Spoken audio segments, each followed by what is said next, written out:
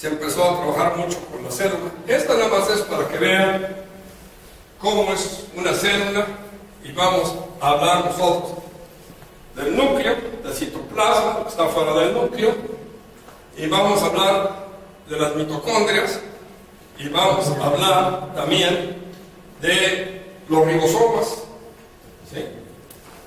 Lo demás, hay dos tipos de células. Primero que se formaron, que se llaman procariotas, que no tienen un núcleo como tal, que no tienen membrana alrededor, ni de los organelos, ni del núcleo. Y después las eucariotas, donde ya se forman, que tienen núcleo y tienen membranas alrededor de las diferentes microestructuras. Y por ejemplo, en los tejidos y en los seres pluricelulares, casi todo es eucariota. Y las bacterias, y cianobacterias, todo eso, son procariotas. En los eucariotas, el ADN, la herencia, una parte está en el núcleo y otra que se le llama plásmidos, que está fuera del núcleo, también lo vamos a ver. En las procariotas, el ADN es circular y está flotando en el citoplasma, y de ahí vino la derivación a las procariotas, que pudieron empezar a asociarse y a formar tejidos y otro tipo de organismos. También, perdón que meto todo esto, pues que si no meto todo esto no me van a entender cuál es mi posición referente a los transgénicos, y con lo que he tenido discusiones buenas con algunos colegas. El cariotipo es el mapa citogenético de los cromosomas. Claro, con los CABES, con los microscopios más poderosos, se pudo saber cuántos cromosomas tenía cada especie. El número de cromosomas diploide, o sea, que tienen las células somáticas, eso es lo que se llama cariotipo.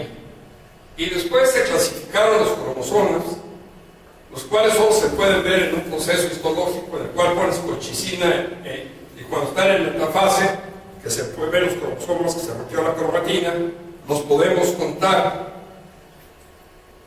porque se pensaba que toda la herencia estaba en el cromosoma, y habíamos visto que había enfermedades como la trisomía 41 de los niños que tienen mal de Down, o otro tipo de enfermedades como el Turner, que pierden un cromosoma, y se pensaba que estaba en los cromosomas, y se estudió mucho esto antes que lleguemos a los siguientes. Por ejemplo, si nosotros estudiamos los cromosomas de todo el mundo, y vemos que el hombre tiene 46, el mujer tiene 48, que es nuestro pariente más cercano, pero vemos que, por ejemplo, el caballo tiene 64, tiene más que el hombre, el gallo tiene 78, tenemos aquí la parte vegetal, y lo que se ha encontrado es que realmente el número de cromosomas como tal no indica un proceso evolutivo, sino simplemente los cromosomas son como los envases donde realmente guardamos la herencia, que es el ADN, por favor. En 1953 se da un gran paso que va a afectar toda la humanidad, ya la afectó la ciencia, y hacia dónde vamos. Watson y Crick explican la estructura del ADN, y por ello tiene el premio Nobel en 1962. Este descubrimiento realmente nos ayuda a explicar lo que decía Charles Darwin. Es muy importante. Pero, ¿cómo se llevó a cabo este trabajo? Watson era un biólogo, pero no tenía entrenamiento en matemáticas. En un año sabático en Inglaterra se acercó a Crick, Francis Crick, que era matemático. Le dijo: mira, sabemos que en los cromosomas hay ADN, sabemos que no podemos dar con la estructura, no lo podemos explicar. Y a base de ecuaciones matemáticas en conjunto con conocimientos que tiene la biología, da la estructura de doble hélice del ADN y les dan el premio Nobel, porque se pueden empezar a explicar cosas que se observaban, pero que no hay explicación, y ahora se pueden explicar a nivel molecular. El siguiente, por favor. Entonces, aquí se unen las dos cromatías. Hay hasta una clasificación de acuerdo a la posición del centrómero, si está arriba, está abajo, está intermedio, que se utilizaba para conocer los carotipos, poderlos contar y ver que este cromosoma con sus mismas características que venía del padre era igual a este otro que venía de la madre y era su homólogo. Pero adentro de las cromatidas viene todo esto, es el ADN. Vienen unos filamentos extremadamente compactos y no se desenrollan hasta que se llevan a cabo los siguientes procesos que vamos a ver. Hay medicamentos, estoy seguro que alguna vez se han presentado ustedes, como la ciprofloxacina, que no permite que se enrollen y se hagan compactos el ADN de las bacterias. Todas las bacterias no pueden vivir, no se pueden reproducir, porque el ADN queda disperso y no compacto. Y se forma esta cadena de ADN de doble hélice, que es la que les da el premio Nobel a Watson y Crick. La siguiente, por favor. Pero el RNA también tiene un papel importantísimo que vamos a ver. Adelante. Aquí tenemos el RNA, es monocatenario, pero en ocasiones y pedazos pequeños se llegan a formar, pero no como una estructura de doble hélice, simplemente se unen dos cadenas, pero de una forma diferente. Esto es muy importante. ¿Por qué? Porque tengamos la misma fórmula química, si la fórmula física y la estructura cambian, las funciones fisiológicas de la planta o otro animal cambian. ¿Sí? No se pueden adaptar al hacer las funciones, porque es como si tuviéramos una llave para abrir esa puerta y fuera de aquella. Entonces es muy importante que sea la contraparte. Adelante, por favor. Bueno, ¿qué es el ADN? Vimos lo que era el ADN, pero ¿qué hace? Almacena toda la información de un ser viviente, la transmite a la reproducción y controla la información genética, dirigiendo el proceso de síntesis de proteínas más otros. Por ejemplo, nosotros en todas nuestras células tenemos el mismo ADN. Pero ¿por qué en la médula ósea producimos eritrocitos y no en la nariz o no en el estómago? ¿O por qué se produce ácido clorhídrico en el estómago y no en los oídos o no en el corazón? Lo cual quiere decir que en cada célula están prendidos ciertos genes y están apagados otros.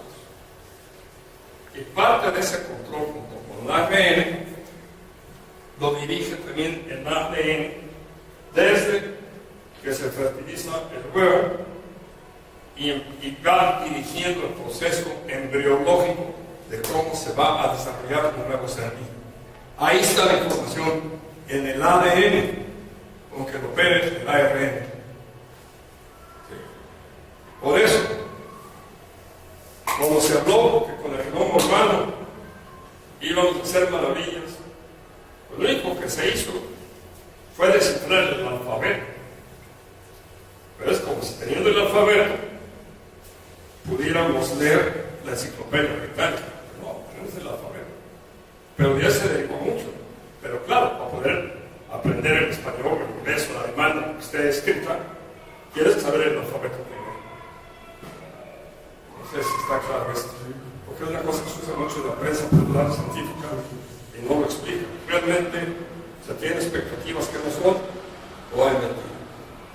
Luego, ¿qué es el ADN? El ADN está en los cromosomas junto a unas proteínas que se llaman histonas, que le dan estructura a los cromosomas, y nos encontramos que se divide en dos partes el ADN, una parte que se llama intrones y otra que se le llama exones. Los exones son los que codifican para hacer proteínas, son los únicos. Los intrones, hay muchas especulaciones, mucha información, pero todavía hace 10 años se le llamaba como ADN basura, ¿no? Porque está ahí de más, y realmente todo el ADN, solamente el 3% podía codificar proteínas. Ahora sabemos que tiene funciones no solo estructurales, sino también tiene funciones de control y de defensa para que no se destruyan ciertas partes en la duplicación del material genético. Había quien postulaba que podían ser genes dormidos que habían pasado a través de la evolución, pero al no ser los últimos, ¿verdad?, estaban dormidos. Pero aquí venía una pregunta que se hacen los estudiosos. En el mundo biológico es muy difícil que persista una estructura que tiene una carga energética y por tanto un costo para la vida de algo que no sirve. ¿Sí? Ahora sabemos que sí tiene funciones, sobre todo de control y de protección, pero la duda de exactamente qué hacen los neutrones, por lo menos hasta lo último que yo he leído, existe una duda y está sometiendo mucho a la investigación, y sobre todo lo están haciendo los que trabajan en la bioinformática. Están los modelos matemáticos y computacionales y todo para ver la posición de los genes, interrelaciones, modelos hipotéticos, etc. Es todo una especialidad. Lo que decía que se decía como basura, que no es basura, pero realmente no encontramos bien, y sabemos que es estructural o bien inactivo en el proceso de codificar para ciertas proteínas. Bueno, esto que está aquí ya lo habíamos visto, pero también se habla que tiene función sobre ciertos genes. Hay algunos trabajos que indican esto. Okay. Suponiendo que este es un gen lineal, tenemos el regulador, el promotor, una parte se llama promotora, la parte que va a transcribir la formación del ADN que va a pasar a formar ARN, y un sitio delimitador donde dice aquí se acaba la información de este gen y ya no se codifica más. Lo vamos a ver con más detalle más adelante. Okay. Las regiones reguladoras inhiben o permiten la expresión de un gen. Estamos hablando, por ejemplo, vamos a hablar de la electropoiesis, formación de glóbulo rojo. Aunque lo tienes en los músculos, y lo tienes en tus huesos, y lo tienes en tus nervios y todo, esta regulación no permite que ese gen esté activo en ciertos tejidos. Pero también son gente que permite que ese gen se exprese. Lo podemos ver con un switch de prender y apagar, ¿verdad? Luego, vemos, aquí está que las regiones promotoras son reconocidas por una enzima llamada polimerasa ARN. Básicamente ARN, hay varias polimerasas que son las que permiten, vamos a ver después, que el ARN se pegue a ese gen de ADN y saque información para llevarlo fuera del núcleo. Y así es que la transcripción se encuentra con la polimerasa que empieza después del promotor del regulador hasta el terminador, después se desprende y se va a la molécula de lo que se llama ARN mensajero.